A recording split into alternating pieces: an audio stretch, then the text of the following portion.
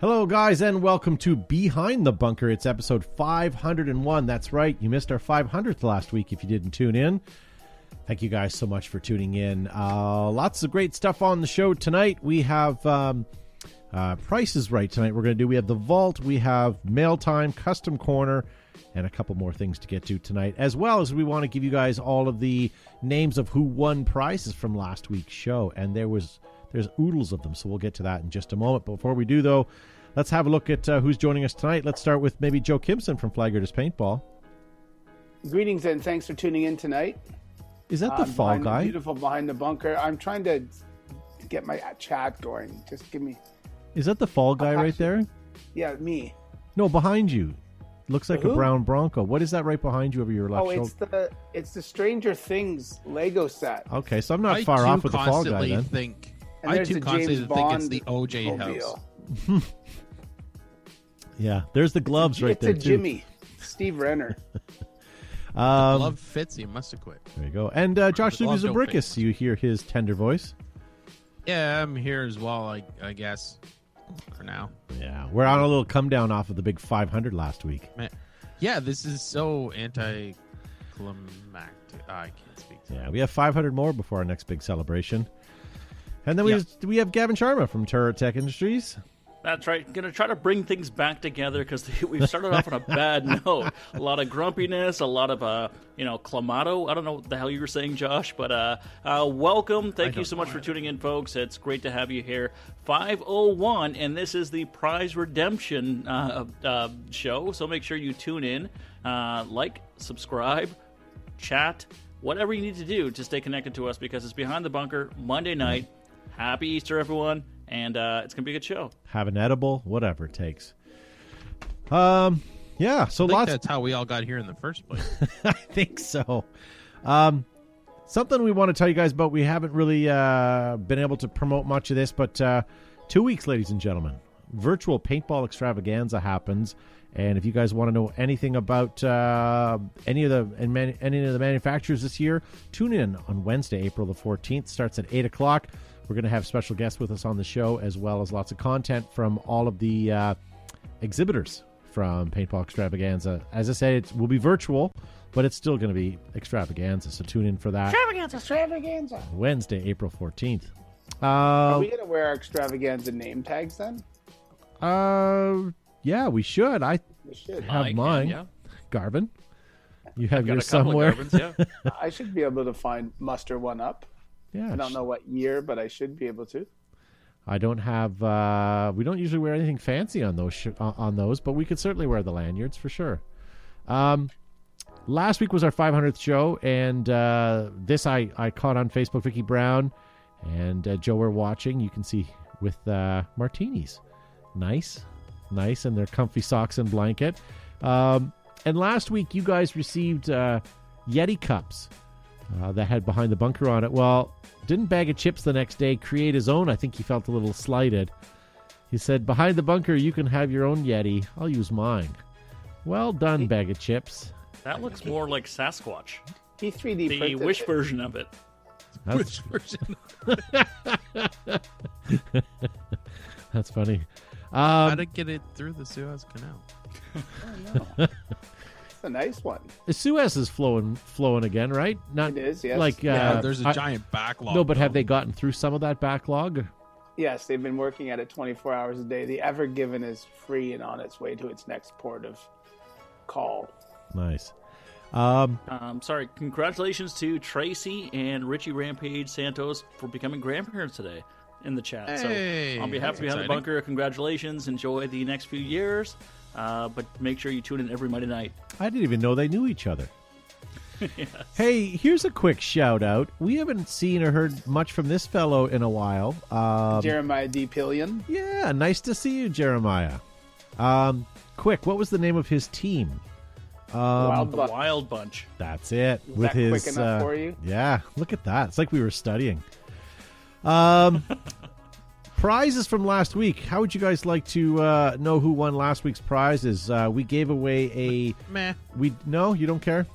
Meh. We gave away an entry fee to Fold-A-Gap this year at Command Decisions War Game, and that one goes to Charles Holton. Which we actually have something for the show from him today. So Hey, happy Holton wins. Yeah, Excellent. so good for him. But all the other prizes, ladies and gentlemen, are right here, and I'm only going to leave it on the screen for just a second. There, if you didn't see your name, we'll get to that a little later on in the show. But here you go, ladies and gentlemen. So all the Enola Gay swag is on the left. The Planet Eclipse is on the right. So hopefully you guys see your name. If you see your name, get a hold of me, and I will get to creepily get your address so that I can send some stuff out to you, ladies and gentlemen. Yeah, that was a good show. You guys have fun last week? It was a good show. Sorry, Very much so. I was rambling because I thought maybe Matt was going to leave this sheet up there or the picture up there a little bit longer. But there you go, ladies and gentlemen. Yeah, no, it was good. And you guys, have you used any of your swag from Enola Gay yet? I sure did, Todd, and you're aware of that. Mm-hmm. I wore my soft shell, whatever it is, jacket today because it was a little raining a bit, and it kept me dry and warm.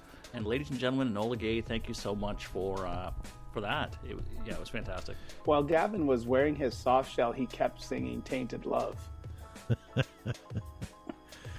There you go. Yes, I did. The podcast on Spotify was only 30-minute show. Had to finish it on YouTube. Really? I'll have to look into that. Thank you, Eric Branco on YouTube. Branco? Huh. Okay. Well, we'll have to sort that out. Thank you for bringing that up to my attention. Paintball Media, ladies and gentlemen, they've got their Iconic Paintball Teams documentary series. That's with their 13 episodes.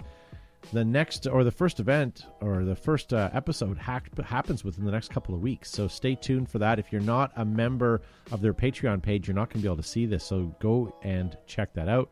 Speaking of paintball.media, their online magazine was released, their April edition. Have you guys downloaded it yet or looked at it yet? That's a Tuesday night thing, my friend. That's a Tuesday night thing. Well, you'll be able to read. I think your name was mentioned, Gavin, because there was an article featuring Behind the Bunker, and they had interviewed me, and you'll be able to see that, we got a couple of pages in the magazine talking about the show, the history of it, stuff like that. So if you're interested, guys, head on over to paintball.media and check that out.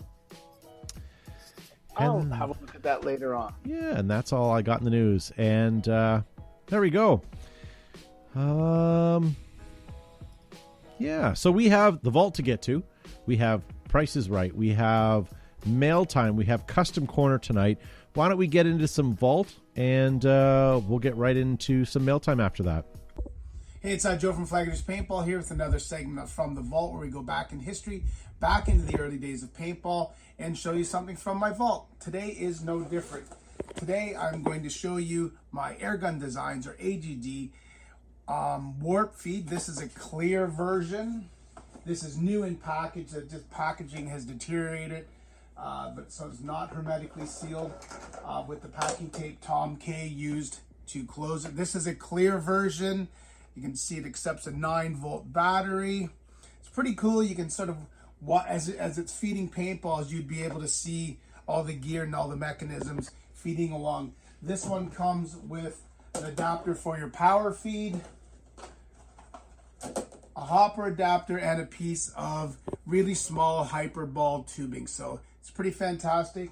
Anyway, guys and girls, thanks for watching from the vault this week, and we'll see you next week with another segment for Behind the Bunker. Until then, pew pew.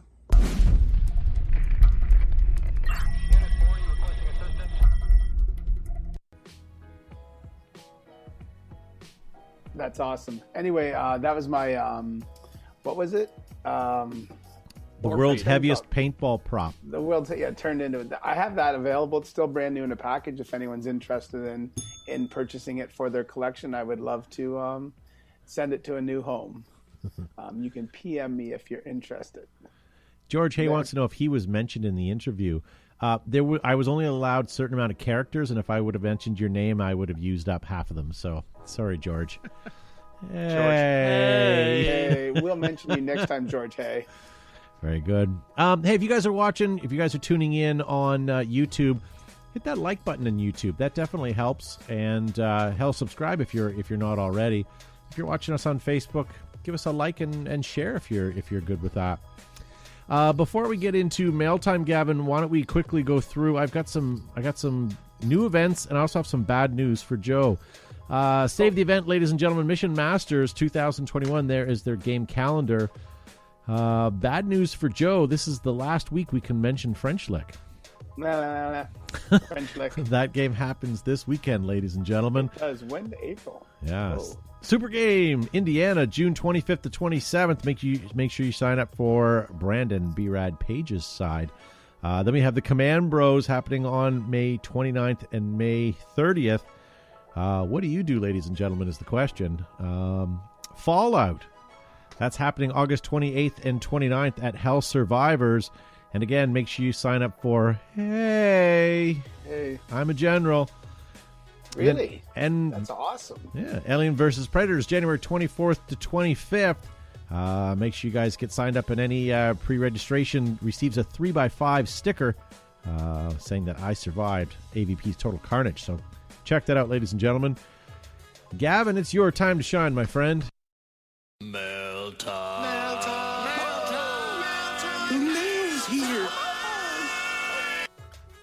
So happy this is my segment, My Time to Shine, where I get to rip open my sack and read some of the correspondence, ladies and gentlemen, that you have sent in. I certainly appreciate it. In the world of Canada, it is a long weekend, so the sack is a little short, but we'll get to whatever questions we have. The first one comes to us from Oliver Powell, and he wants to know, when you go to the field, what do you bring in your kit bag? Foods, drinks, etc.? What amenities do you bring? Great question. Josh, why don't we start with you? I always jump in on these, so let's give you an odd chance. I've usually got some type of Gatorade or Hydrodil or something like that. Oh, good call. And usually a couple of granola bars, that kind of stuff. I'm thinking of switching over to olive juice this year. Yeah? Yeah, now that Hydrodil's sounds even gone. worse than pickle juice. I don't have access to little olive pouches. So you drink the olive juice, shoot that back, and have a couple olives. That would be good. Yeah, like a running gel, but just disgusting. Yes. Can you imagine running a marathon, and as you're running, you get those tables where they give you the gel packs to squeeze in your throat as you're running? Instead, it's a bunch of olives. That'd just be terrible. That's not a bad thing, buddy. It's not, but I mean, you just be hacking and choking on them. Joe, what about you? What do you bring into a game? I try to bring, maybe some fruit, even some of those squeeze pouches that kids you give to little infants. Then you can just squeeze them in the go and throw them in the trash, and they're easy to digest. They're quick to consume. I always bring lots of water, usually some Gatorade. Sometimes I'll bring my own roll of toilet paper in case I need to use the facilities, an extra pair of socks, a spray bottle. Yeah. Spray bottle with some soap in it, then I'll dump some bottled water in it, so that way in transit, if somehow the lid pops off, I don't have soapy water in my car, in my gear bag. Then before I leave, I dump it out. I always bring an extra few microfibers as well, and then a wide array of tools. And I never tell anybody I have them, because if I lend them to someone, I'll never get them back. But don't you find there's always lots of tools there anyways? There's lots of tools there anyway, but I always bring lots of tools to repair stuff, and extra batteries and scope batteries and red dot batteries and all kinds of stuff. So that's kind of what I bring. Yeah. Then I usually change the clothes for the way home. Yeah. Garvin? I'm going to say all of the above with what Joe said as well, right? So you want to be self-sustained, a one-man machine that you don't have to rely on anybody else. So I'm going to lean back towards the food. Yeah, I need snacks. I need hydration. So it's water, multiple waters and Gatorades, and try to mix it up just because it gets really boring drinking just water. And you mentioned olives. Yes. When you mentioned that to me, I was quite curious. Pickles are great. Pickle juice is fantastic for the sodium. But mixing it up with olives, like just have a snack in the staging area or on field too, is keeps you on the field, right? Yeah. So you're not going to dehydrate. You're not going to get muscle cramps, all that stuff. So it's really, really important to take care of your body, keep yourself hydrated. and get all those wonderful snacks in while you're at the field. Yeah. So that's what I've never been to a paintball. While we're at it, let's Go ahead. step it up with some feta cheese. I was Bring some feta cheese juice. also thinking, That's meant for your pocket. You guys Sure. are talking about olives and pickles and stuff, but you can get those rollable cutting boards. And I was thinking that we could, with the rollable cutting board out flat, we could lay different meat on it, then we could roll it up, and we would have a portable charcuterie platter so that we could open up in between games. It'd be nice. You could even carry a charcuterie platter rolled up in a pod. I would like a picnic basket that attaches to my harness system. A picnic? But that's the thing. When have you ever gone to, and I don't mean to be disrespectful to paintball fields, whenever you've gone to a paintball field event and walked away and went, wow, I really enjoyed the game, but that food was phenomenal. And I will say the only time we've ever had good food is when we went to Super Game Oregon, not because of the vendors, but because Ryan Sexton made, what were they? Tacos? Yeah, Tacos and fajitas? Taco with cabbage or something in it. They were There was a name for it. phenomenal. They were phenomenal. And that, I mean, that was almost the highlight of the game, unfortunately, just because of that. But I always like to bring... Sorry? EMR brought in a barbecue food truck once. Oh. But it wasn't an actual food truck. Like, he brought a grill. He owned a food truck, but he bought a grill in and all that kind of stuff. It was like, I had pulled pork for lunch one day. Oh, my... it leaves your cheeks tingly and your knees That's a weak. nightmare, It's though. Unreal. If your meal is better than your game, nobody goes on the field, right? Everybody in the afternoon is just sitting there holding their belly. For sure. Justin in the live chat says pod jerky.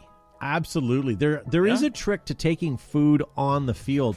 I'll take little packages of almonds, like the salted almonds, and put them in my pocket. Because if you're standing somewhere on the field or you're walking somewhere, you could pop those under your goggles pretty quick and have a quick snack. But food is the hardest thing. When you're at a paintball field, if you didn't bring it, you're not eating it. So I bring granola bars. I bring a bag of chips, like a little tiny bag of chips for some sodium. I've Dwayne King? almost always got M&Ms. Yeah, there you go. What kind of M&Ms do you melt like? in your hand. Yeah. Or melt in your mouth, not in your hand. I appreciate when M&Ms do you someone like? brings me chocolate bars when I'm Plain. at the field. Frozen ones. Frozen ones. I wrote down lots of beverages, Sure, snacks and nuts. I bring extra pair of goggles. Ice is always good, especially on those hot ones, so that you can at least have cold beverages halfway through the day. Change of shoes. If you're going to play in boots all day, it's nice to have a pair of running shoes just to throw on afterwards. And Crocs. You said Crocs wrong. I Crocs. didn't I? Yes. So yeah, those are things. But I would like to know. Maybe we'll have a topic another time. What kind of food do you bring on the field with you? Because I know I'm not the only one. I'll also bring chewing gum. I like to play paintball when I'm eating chewing gum. I don't know why.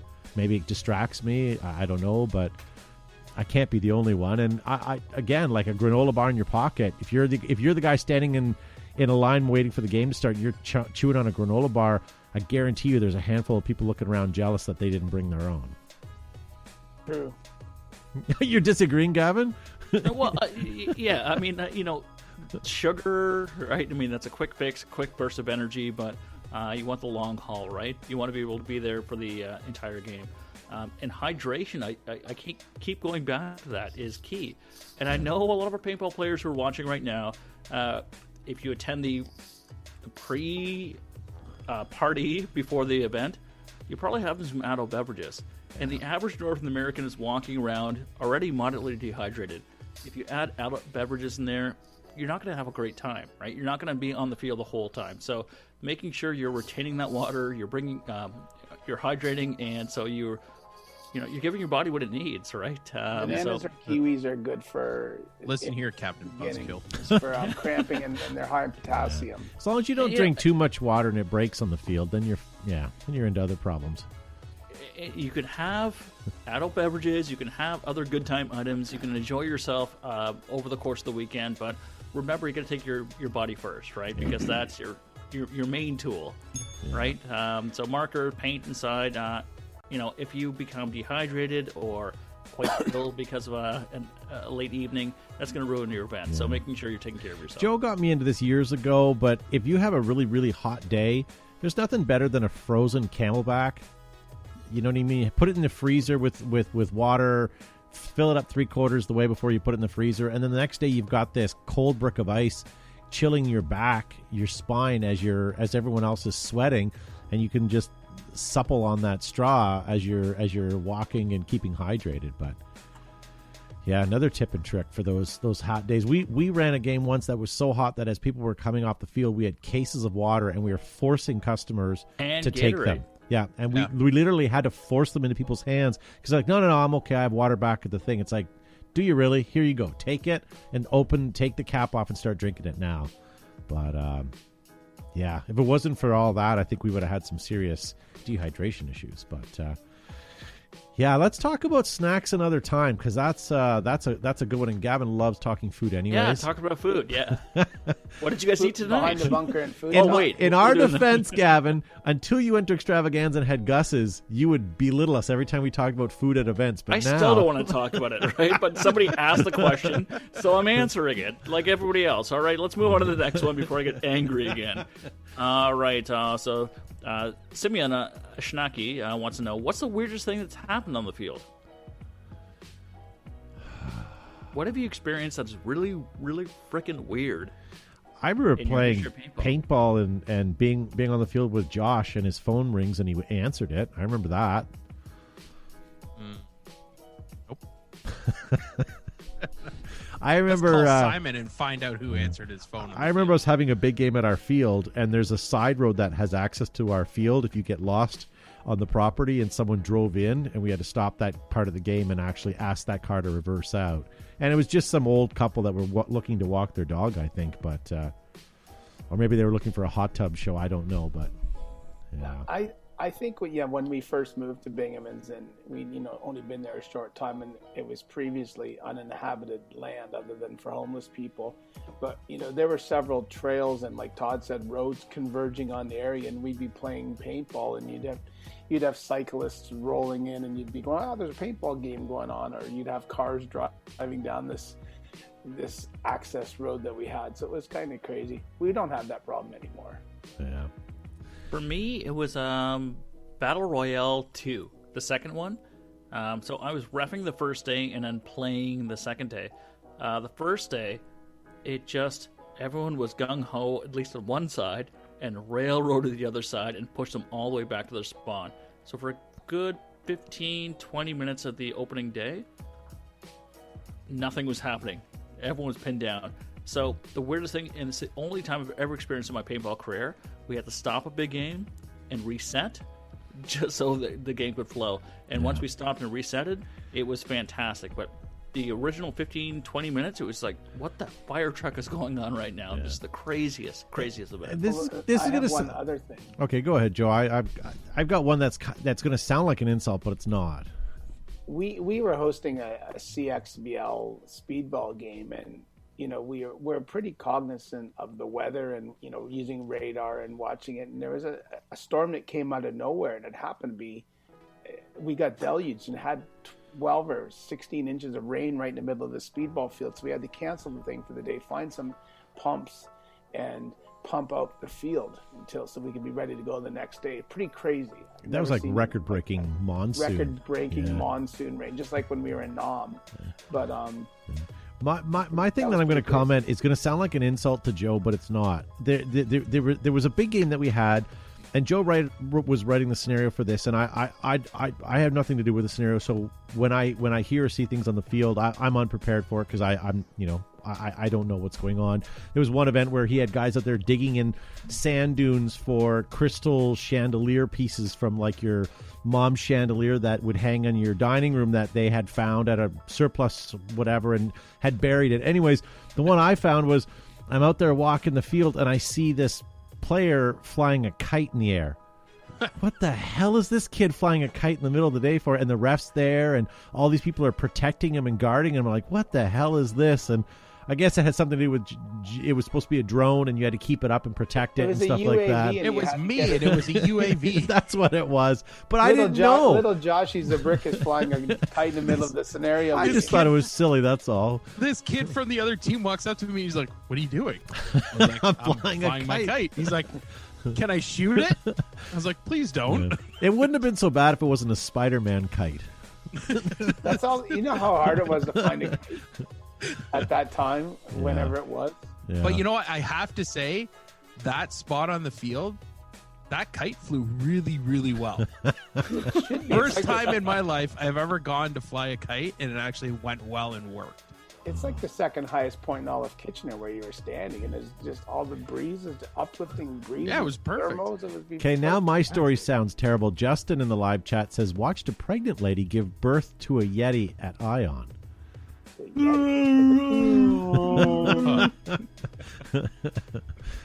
Yeah. All right. Next question comes to us from the Instagram world. Bertold Wallowitz says, "What was your number one big game? What games did you enjoy playing?" I'm going to say one that wasn't the most popular game I've ever been to, but I still like the Simpsons game that we held. You know, just because I got every reference, I understood what it was all about, and because of being a Simpsons fan, I thought that was a great scenario. You had, you know, East and West Springfield. It was great. It was great. I'm sorry, Josh. What? I just saw in the chat we skipped over your answer. What was the weirdest thing? You know, you can communicate with us through the chat. So, what was the weirdest thing for you? I heard you speak in that segment, so I assumed you filled yours in. Because you called me a little kid flying a kite. Well, now I won't defend that.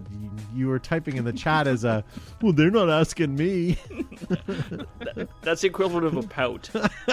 Yes, exactly. What was the question? Holy shit! Holy shit! You derail the show, and you don't even have an answer. That's why we don't go to you. You're just pissed off because it's your segment. What's the weirdest thing? Weirdest thing for you, Josh? Quickly. Having a co-host. There was a game at Flag Raiders. I don't know who ran it, but it was the Fallout one. Okay. Yep. But it was only weird to me because I've never played the game and never had any interest in it. But there was people just running around the field that were so into it. And it was like I was standing out in the field with a couple of TFR guys, and we're like, okay, who do we shoot? Those guys? And the guy's like, no, you can't shoot those guys. They're allied with us right now. I was like, okay, right. Those guys. No, you can't shoot them right now either because they're technically our ally too. Okay, so who are we shooting? Well, no one right now. Okay, so why am I here? Yeah. I hate games that are It was an entire day of head scratching and not knowing what you were supposed to be doing. Yeah. Although we had good compliments on that game, I guess you have to know the scenario, but there's nothing more infuriating than going out on a big game and not knowing what's going on. And sometimes you're just there to shoot people, I get that. But sometimes it's also nice to know what's going on. Yeah, and it was really cool because they had all kinds of awesome props, and I got part of it, and when I did get it, it was great fun, but at the same time, you just got on the field, and you're like, oh, this is so weird. Yeah. All right, so Josh, are you done? Yeah. Okay, I'm going to go back to you now. What was your number one big game, your favorite big game? Oh, favorite big game, I think, was the Star Wars versus Star Trek. Trek Wars. Trek Wars with Brian Sexton. Brian Sexton came and ran that. Simply because of the banter that was going on in the staging area. Like, it was a big game. It was fun. We got, shoot people, take our, hold things, all that kind of stuff. That was really fun. But it was like that fun rivalry of that Star Trek versus Star Wars that just really kind of pushed it over the top that I thought was really fun. Yeah. Plus, Star Wars won, so everything is right in the galaxy. Joseph, your favorite big game? I don't know. I like that one that we ran at the middle Flag Raider field, and the guys were dressed up. He was on a horse. Oh, the costumes were so fantastic. Was it that? What was Black Hawk Down? Was it Black Hawk Down, or was it one of the? Absolutely was Black Hawk Down. The Freedom one, Enduring Freedom. Operation Enduring Freedom. I think it was Operation Enduring Freedom because we were hunting you when you were Z-Lad. Nice. Russ Carroll in the live chat. I'm not done yet. The training tapes of that. The training tapes of that game alone, of Gavin doing the fancy footwork on the telephone pole. That's right. Outstanding. Yes. But was that the game that Gavin drove his car to and we painted it for, or was that a different game? No, different game. Okay. That was that was Black Hawk Down. You were the police. It was a police car in Mogadishu. No, No, it's that was, Colombian one. A Colombian one, yeah. Oh, the Colombian one. So why I like Black Hawk Down was because I spent months sourcing costumes and driving to downtown Toronto to find like ethnic stores to get the custom garb, right? So for me, that was the most fun. Yeah. I still love costume play, cosplay. Yes, thank you. Yes, I'm a cosplayer at times. It's awesome. Yeah, and I'd love to see a return of that. You know, retire the jerseys, retire the camo, and get right into the scenario. So for me, that was my favorite. Russ Carroll in the live chat says, I once saw a guy riding across the field during the grand finale at Wayne's World on a Segway in his boxers. Awesome. He needed a ghetto blaster playing like We Are the Champions or something, though. Yeah, or Highway to the Danger Zone. A little bit of Wagner. All right, you know what? It's getting a little long, so can I do one more, and then we'll wrap up the sack? Sure. Or do you have a couple of Whatever. I have one that I want to ask, but I think we're going to defer this, and we're going to use it as a topic for next week. This one comes from Ryan McGee. He says, what are some video or board games you guys would like to see made into scenarios? And I'm going to ask that question on social media this week, and we'll revisit it next week. But I like that. I like that topic. I do too. Yeah. And I don't like him, but finally, something that makes me smile. Thanks, Ryan. I appreciate that. All right, last question before I cinch up my sack from Steve Birchfield. When will new products get announced this year? With Extravaganza going virtual, will it be at World Cup again? Or Extravaganza? Yeah. Well, Extravaganza was always designed so that people would be able to come to Extravaganza, place their orders for the busy season, and that's when all the products would sort of get released so that people could have it for the summer season. World Cup was always released for like that Christmas market, but Extravaganza was in February so that people could get their spring and summer orders in. Hopefully there's going to be some new stuff. I haven't seen or heard anything yet. It's kind of hard in a middle of a worldwide pandemic to come out with new products. But if there is anything new, hopefully we'll see some new stuff at Extravaganza for our show in 2 weeks. All the manufacturers are currently working on their videos, so I don't know exactly what's coming yet. So we'll see, but I'll definitely tune into that. And Todd, when is the show? We're going to play that on Wednesday, April the 14th. Wednesday, April the 14th at 8 p.m. So make sure you guys tune in for that. Yeah. So well done. That was question time tonight.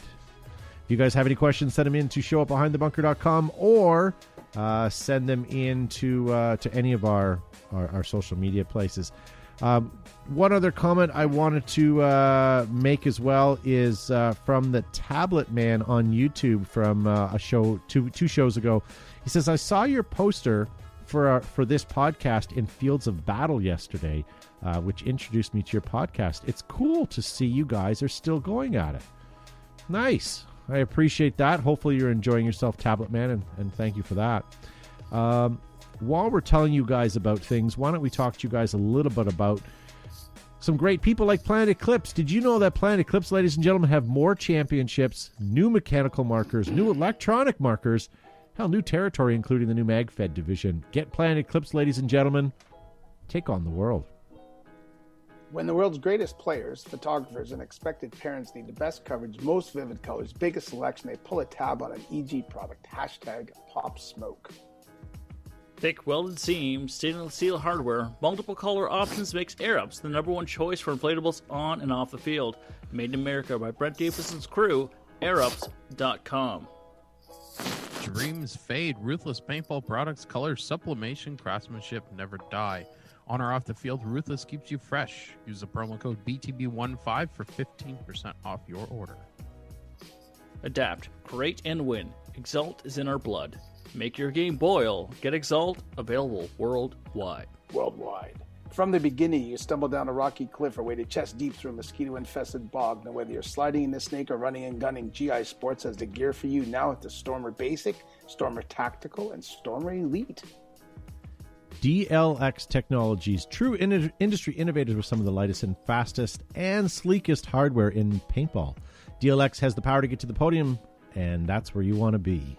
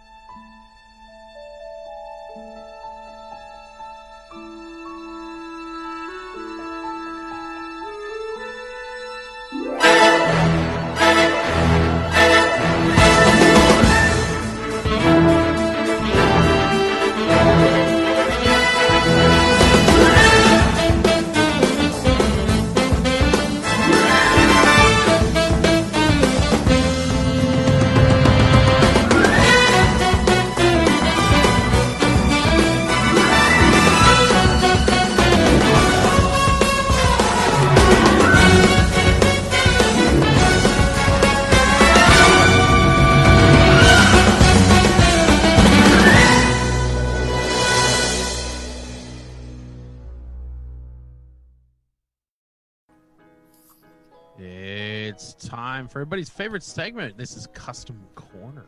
We don't have any We don't have any fancies gifts for it. for this thing. No. All right. Well, the fancy stuff's in the segment, so let's get right at her here. Tommy Gunn sends in the first one. His duo of paint slinging awesomeness.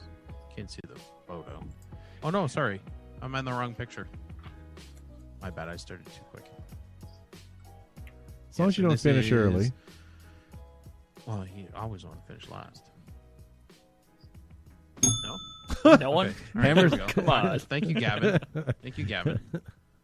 I'm not sure who sent this in because it got cut off. My apologies to whomever sent in this Beautiful Hammer kick-ass 7. looking sniper. Yeah. It's a Hammer 7. Is it Hammer 7? It's a Hammer 7.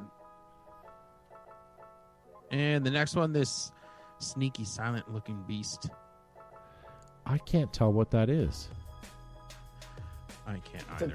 TMC, and you can tell by the mags. There you go. Oh, look at Joe. Por hola esta.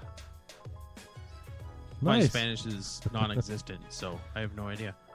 And this nice little wood-gripped first strike pistol has been sent in by a name that's also been cut off.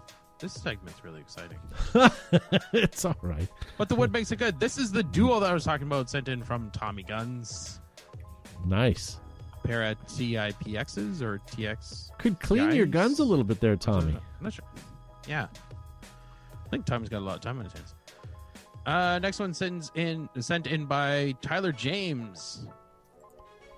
Auto Gear to check. Yeah, I probably butchered that. Oh, there we go. There's a warp feed in action for those that Look were at paying that. attention earlier. Yes. These people who say photos can't be heavy have never seen this one. Sent in from Sean Leonard. Brass Eagle warp feed, Breach Rainmaker with the HED warp feed, of course. Wow.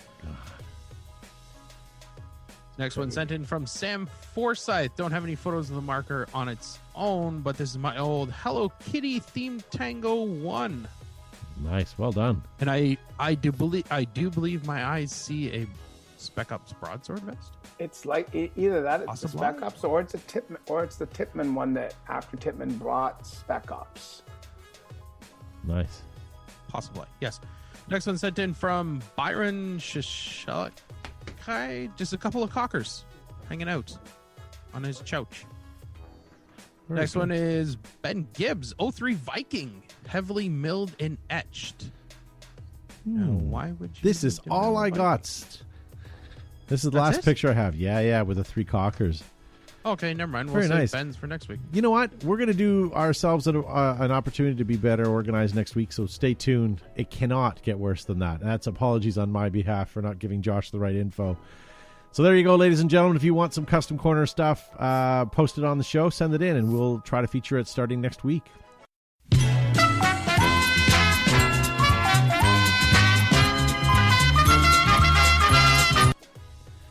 All right, ladies and gentlemen, it's that time. We haven't had an opportunity to do this in a while, but we're going to do some Price is Right, and we're going to be watching you guys live in the chat. We see you guys on YouTube and on Facebook, and unfortunately, it's been going pretty quickly tonight, but we'll try to watch your comments, and we would like you guys to bid along with us. The idea with Price is Right, if you don't know, we're bidding in U.S. dollars on items that were on eBay.com that had been sold. So up for grabs first, we have 10 O-rings. And you may ask yourself, what's the big deal about these O-rings? But as a field owner, this is the O-ring that gives you the opportunity to fill your air tanks. Joe may know the value of this, but ladies and gentlemen, what do you guys think? This is a pack of 10. And there's more than 10 in the picture, I get that, but it's for 10. What are you thinking? And since unfortunately, Gavin won the last time, so he gets to start on that. So what are you bidding? Number 10 O-rings, a lot. I'm saying $20, Bob. $20. Okay. Joe, what are you thinking? Are they Buna, Viton, or urethane? Does not specify, but judging by the color, they would be a Buna. Well, Viton is also black. They come from Hong Kong. The Buna. I will accept. I will take $6. Okay. Josh, what are you thinking? I'm thinking we're going to need about $350. Nice. Tracy Santos says $9. Ramon Cortez says $21.99. Devin Schwartz $17.50. Angry Canadian Gamer $7.99. These sold for $7.19, ladies and gentlemen. $7.19. So that means Joe? Gavin. Joe got closest. Gavin went over. Shut your mouth. Shut your mouth, host. All right, let's see the next one here, ladies and gentlemen. This one here is a rare 2013 Allen and Gittner Matt Bolonsky card. Matt Bolonsky. Well, there's that R word. Rare. Yeah. And it looks like it's protected in some sort of dust cover. So obviously they took care of it. Is that an actual Topps card, though? It is. It says Topps 2013 on it. Okay. No, it's in the bottom of the holder, though. So there you go. What are you thinking, Gavin? $5. $5. Joe? $8.50. See, George Hayes thinking more $39. Eric Park $21. Tommy Gunn with a $5 order. Josh, what are you thinking? Well, Eric Parks is like very specific at $21.50, but he's way overpriced. So I'm going to guess $21.49. Okay, Jacob on for $5.99 and Dannon for 19 smackaroos. I don't know what the conversion is to US dollars, but we'll take that at par. This was sold for $8, as it should have been. As it should have been. But it said rare. It did. Which still got it more than it should have. Paintball dropped forward. How do you put a price on something that's priceless? But here's the problem. They didn't call it what it really is, and it's a flame drop forward. Flame drop forward. They didn't use the word flame. That's like using the word rare to get yourself some clicks. This one's going to be a tough one. What do you guys think? Who won that last one? I did. Gavin did? Okay. Gavin, what are you thinking? Sadly, because of the listing, only $20. Okay. George Hayes says 12. Mr. Waffles at $149. Dwayne King $4.99. Joe, what are you thinking? $12. $12. Josh. 18. $18. This sold for $12.99. Damn. $12.99. Let me find something here. Oh, okay. Here we go.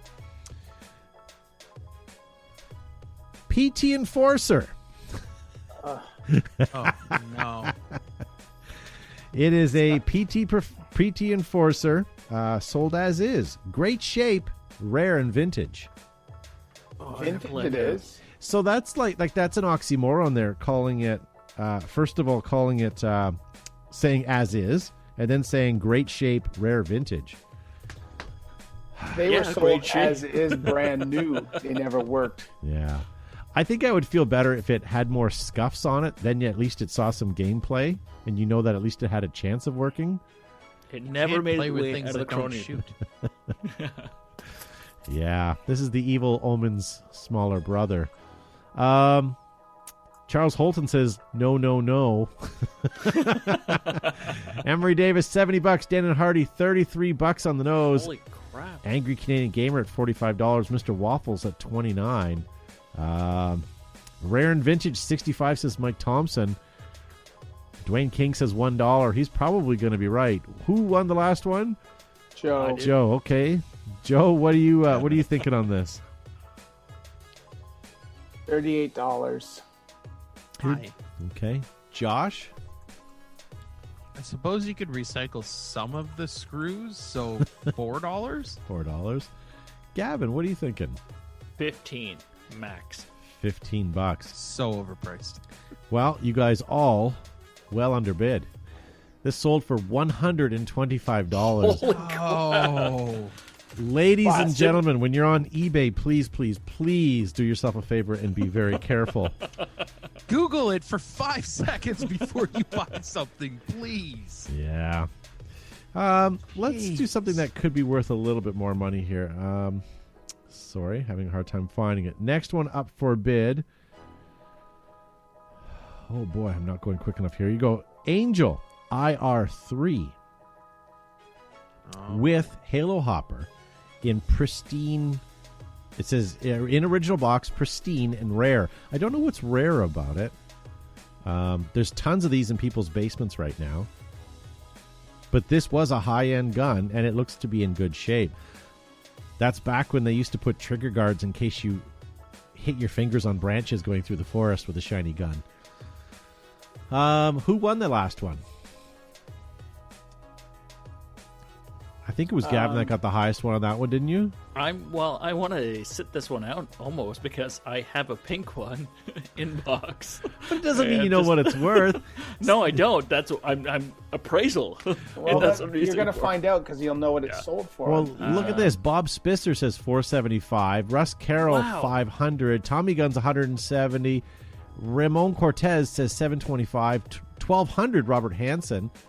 And let's admit, if you have a pink one, it's going to sell for more than a blue one. Pink is. There were very few pink ones. 'Cause Yeah, the Barbie ones. Of all the runs they did, there was if they ran 200 black, they did 1 or 2 pink. Yeah. They were very hard to get the pink ones, and they're super rare. I think the only thing that you would need for a gun like that is to go and get a new battery made, because they were specific to the gun, which is easy to make. Go to any like hobby store that You're can make ruining it for my you. deal. I have an angel. I have an angel pipe kit brand new that I'll sell you with it. I miss when Gavin used to yell out, "You're going to queer the deal." You'll query the deal. Yeah, Yes. I don't. Up to 500 episodes now, he's different. Yeah. Yes, no beard. Yeah. That's what it is. All right, well, let's start bidding on this. Who's gonna go first on this? All right, so I will go first. I will say 500. Okay, Joe, what are you thinking? It does look like it's in good shape. 425. 425. Josh. I was going to say 400, but maybe I'll drop it down to 300. Okay. And before I give you the bid, why were those triggers so popular? I mean, No idea. they're just terribly uncomfortable. I think gloves, simply. Yeah, maybe so. And I guess that was also before ramping. So you really Yes. needed to get your fingers going Ramping. there. Ladies and gentlemen, I hate to tell you this, but this sold for $700 US. Oh, $700. all right. In all honesty, what would Good you? to know. Okay, so forget what it sold for. What would you actually pay for it? If it was something that you wanted, or it was some guy that said, "I'll like make me an offer," what would you offer? How much did it sell for? Tom? 7. Wow. USD. Yeah, and now granted, it does have a hopper on it, and it is a complete gun. True. I think for us, 500 Canadian is reasonable. Yeah, Thoughts? yeah, No? yeah. I think you'd have to go I'd think 500 American. American? Yeah. Yeah, I'd feel uncomfortable having bought in that. The only reason why I would buy this is if I thought I was getting a deal where I knew I could sell it again, because selling this would be a hard market. If it was pink, it'd be a lot easier because you knew it would be highly more sought after. But this, A pink angel's a collector item. yeah, Right. See, I'd buy that for $250 max, but What? that's like What are you, Todd said. stupid? But that's what Todd, said. I'd be buying it to resell it. yeah, Okay. yeah, and you would get a good value of it if that was the case. Yeah. Yeah, but 250, as Bricktop says, would be like $3 US. Bricktop, you could come over here and you could buy and sell Canada with your US dollar reducing. You your can own pocket. us. Actually, our dollars You can up a live bit. like- It's 78 cents now. You can live like kings if you just don't have to buy gas. Yeah. The only problem is you guys can't get across the border, so guess it's a loot point. Ladies and gentlemen, this has been Behind the Bunker pre-show. If you guys are watching us on Facebook, we're going to probably say goodbye to you. We're going to stay broadcasting on YouTube and recording our after show for our podcast. So if you guys are wanting to continue the show, maybe head on over there on YouTube. If you can't find us, go to behindthebunker.com, and our YouTube link is posted right there on the middle of our website. And if you guys want to listen to the whole show, just go and listen to it anywhere that you get your better podcasts from. We are there as well.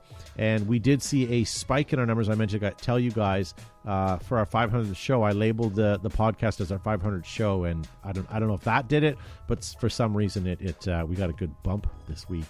Don't forget, ladies and gentlemen, Paintball Extravaganza live Wednesday, April 14th. That starts at 8 p.m. Join the panel as well as a couple special guests, which we'll have to let you guys know as we get a little bit closer. Thanks, Joe, for being on the pre-show. Thanks very much for having me, guys. Thanks, everyone, for tuning in tonight to Behind the Bunker. We'll see you next Monday night at 8 p.m. Eastern Standard Time. Until then, pew pew. Yeah, Gavin Sharma. Great to be here, folks. Thank you for joining us, and congratulations to all the winners. Make sure you let us know how we can get your prizes out to you. Join us next week. Sorry. Yeah, and if send us a DM on any of our social media apps. And Josh, thank you for being on the show. Yeah, thank you, and thanks everyone for watching. Next week will be much better when we're not quite so hungover from our 500th episode. What a letdown! 501. It was anticlimactic. Yeah. Oh. And don't forget to head on over to paintball.media, ladies and gentlemen, and catch this month's issue and read about Behind the Bunker, our history and where we came from. Thanks, guys, for watching. We'll see you over on YouTube and the remainder on our podcast. Don't be a freeloader. If you liked what you hear, make sure to hit the share button below. Also follow us on our social media outlets like Twitter, Facebook, Instagram, ICQ, and now MySpace. If you want to join the conversation, post your comments and we might read them on the show. So yeah, welcome to our show, ladies and gentlemen, our after show. So we were just talking about all of the pink guns that we have and how much they're highly sought after because they're pink. Nobody has pink guns anymore, and I have a pink DM5 that I'll never sell because we bought it for my daughter that was born in 2005, and we kind of dubbed it as hers. But I know I could get double of what anything else is valued just because it is pink.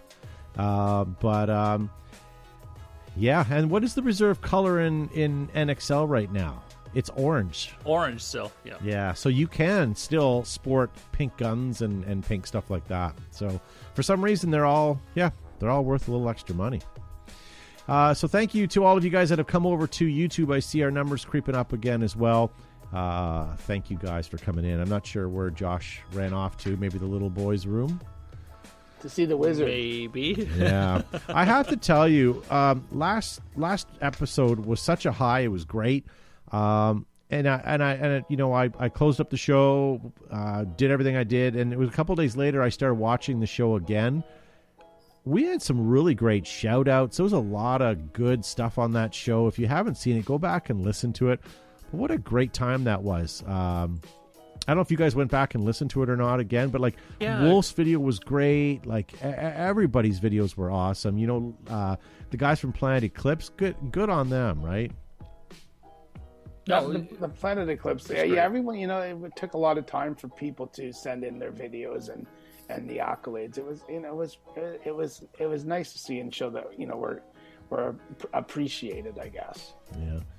I'm a little disappointed. I did reach out to Tom K and Bud Orr, but I think I went a little too late, and then I also didn't end up following up with them. But I would have liked to have seen something from them.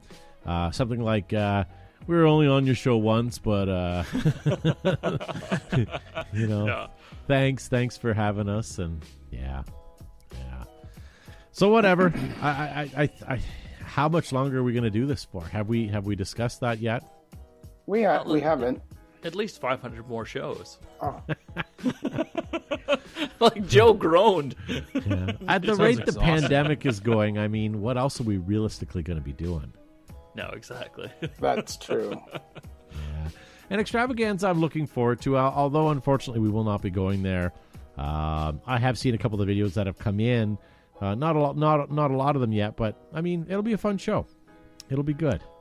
But yeah, I don't know what people are expecting for new products. I really don't. No, I agree. But I mean, one of the questions was, what new product will there be? But I'm not thinking a whole lot, right? As you teased earlier, not a whole lot of R&Ds going on right now. It's rebuilding. So hopefully there's some new stuff. Hopefully we'll see. Tune in April 14th because it's going to be great. And we'll see what manufacturers have. Yeah. I mean, with this pandemic, I mean, I miss going to the States and going to some of those games too. I mean, I don't know, this whole thing. I mean, yes, I get it all sucks, but I mean, it really sucks. We haven't, if it was only 6 months, you could sort of whatever, but it's been a well over a year now, and with no end in sight with our borders opening again, it's going to be a tough one. Yeah, and I'm sure Matt the Crypt is loving this conversation right now. Well, that's why we have him in a separate studio where we don't have to listen to him, right?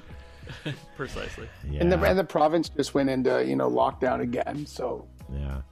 But when I brought up the super game, Josh, your eyes lit up when I started talking about Ryan Sexton's cooking. Yeah.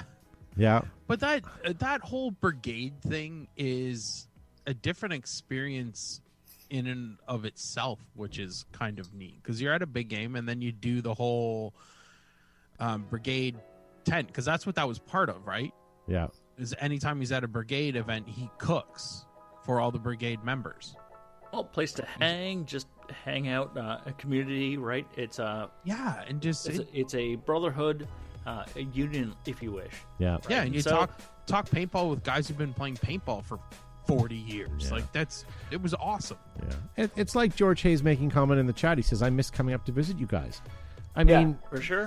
George Hay may not be our favorite guy, but it's nice when he comes up. I'm just kidding, Jake. come on. Well, No, he's but it's second nice, favorite, second favorite guy behind Roger Weber. So That's right. And Weber. I did spell it phototonetically or photo whatever on the poster there, so Lisa would know that she won there. So Good. yeah. But going back to Ryan Sexton, he still has the brigade program. So if you are, sorry, Matt, if you're still part of it, it's still going strong, and it's different because obviously pandemic, but the brigade is still strong. Yeah. So we're big fans of the brigade, and I actually was speaking to Ryan a couple of weeks ago. We're going to work with them and do some stuff. So stay tuned for that in the next little while. But if you're not, ladies and gentlemen, do as Gavin said. Go and sign up for them and become part of the brigade. It's like the fastest growing scenario team. It's the biggest scenario team from what I understand now. That way, when you go to an event, you may not have a lot of friends there at the event, but you'll get to meet all these people. And there's free food at some of the events, and there's other things there, so it's well worth being a part of it. So I would definitely check it out. For sure. Happy Holton says, I like food.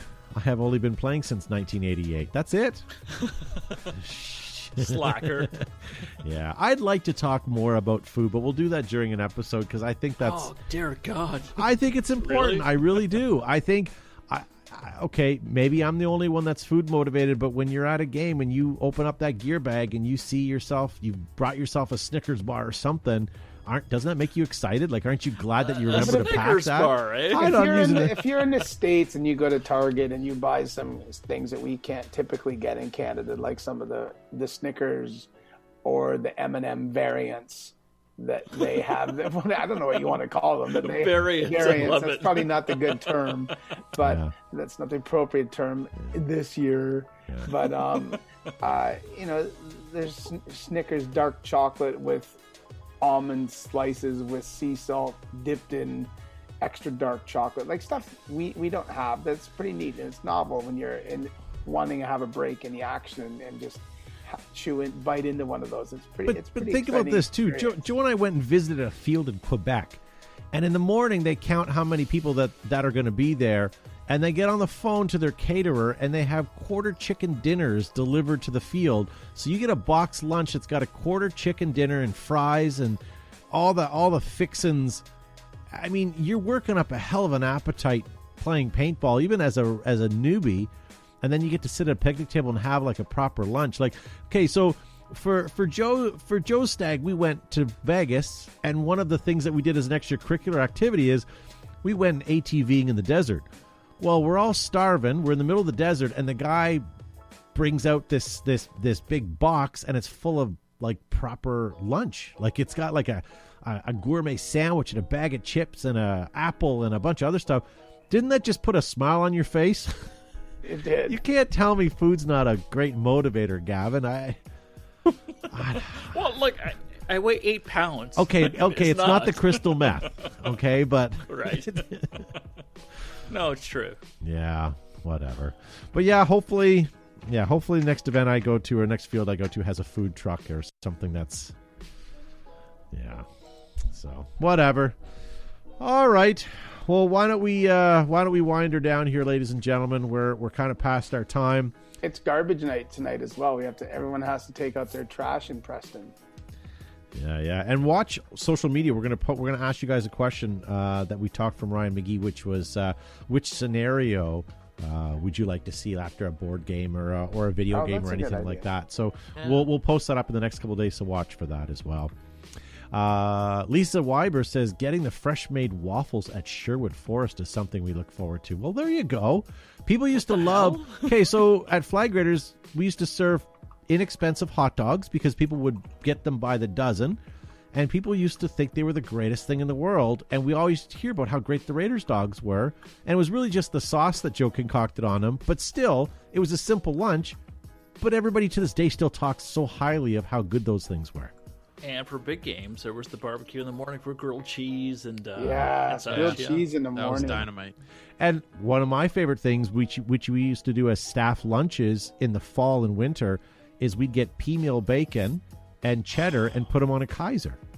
When we had a field. That was pretty good. That was pretty good. We had the gentleman from 519 came out with the Black Rifle truck. Coffee. Yeah. That was awesome. Yeah. I was waiting for Joe to poo-poo the idea of having good food at Fields, because there was a time where he had wanted to have, what was it, souvlaki and pasta? Yeah. You remember when I went to the water at 9 o'clock in the morning? I went to Australia. So here's the scenario. I went to Australia, and we stayed with a fellow that ran a paintball field outside of Sydney. So we got there, and right away in the morning, some guy's preparing lunch. I go, what are we doing? He goes, well, we're getting lunch ready, mate.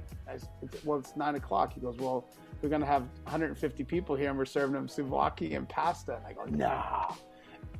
And he's barbecuing souvlaki sticks, and then I don't know if they did pasta. Maybe they did something else, and the pasta was my idea. I forget. But anyway, we ended up, when I got back, I said, let's try this. So we ended up doing, everyone would get 2 souvlaki sticks and a plate of pasta. So we would have this, 20-gallon pot. We'd be boiling water, dump pasta in. And one of our friends is Italian. He'd be dropping bay leaves into and to make the water. And we'd have giant vats of sauce we would pour in. And we'd give everyone a ladle full of pasta and a couple souvlaki. It was pretty good, but it was ridiculous. I think I would have preferred gnocchi. That'd even be worse. That'd even be worse. No, some pierogies. Meg just chimed in from across the room, and she said, "What if somebody forgot to defrost the souvlaki the night before?" Well, that's a whole different story about we had to improvise that as well. So this may or may not have happened, but I remember a place that had to cook hot dogs so fast that they took out the blue propane acetylene torch just to make burn marks on the hot dogs to go out. So I don't remember where I had seen that, but yeah. Jeez Louise. But better than a hobo lunch. Better than a hobo lunch. You're talking nearly 40 years of lunch cooking at Flag Raiders. We really just stopped cooking lunch recently as players changed from playing all day to session based. Yeah. And that we did what the consumer wanted. So we stopped serving lunch for the guests. Probably 3 or 4 years ago. Our hot dog consumption went down from like 300 or 400 or whatever dozen, however 1,000 dozen we would use to bits and pieces. So well, here's what I'd like Dwayne King to do. I think next big game we have at Flag Raiders, It's going to be potluck, my friend. Let's see what you bring. Yeah, there you go. He says he had chicken shawarma on the rocks tonight for dinner. Shawarma on the rocks. Isn't that interesting, Dwayne? Yeah. That's on rice, though, right? Dwayne Is that not what it is? Yeah, Dwayne When you do it comes- on the rocks, goes on rice? YouTube, On the so rocks? I don't Yeah. get to see Dwayne anymore because he's on YouTube. If you go to the shawarma place, you ask for it on the rocks. I think it's on rice. Oh, nice. There's a place by Starbucks on Highway 24 that has shawarma. It's called the shawarma box. You can get a shawarma box for lunch for $5. Maybe the question that we should ask is, what's the most elaborate menu item you brought to a paintball field? Ooh. Oh. Or Brought? what fields are offering and take pictures. That's true. That's a good idea. What What's fields the- are offering for lunch? what You was shouldn't the be one we offering had anything in a pandemic? What was the one we had at Oregon, Todd? Was that chicken teriyaki on rice? Oh, yeah. Yeah. Yeah. Yeah, we walked by God. and it's like hamburgers, hot dogs, chicken teriyaki. I was like, what? I mean, the They're like, portion yeah, they wasn't just had great, crock pots. but it was Well, good fantastic. food. Yeah. Yeah.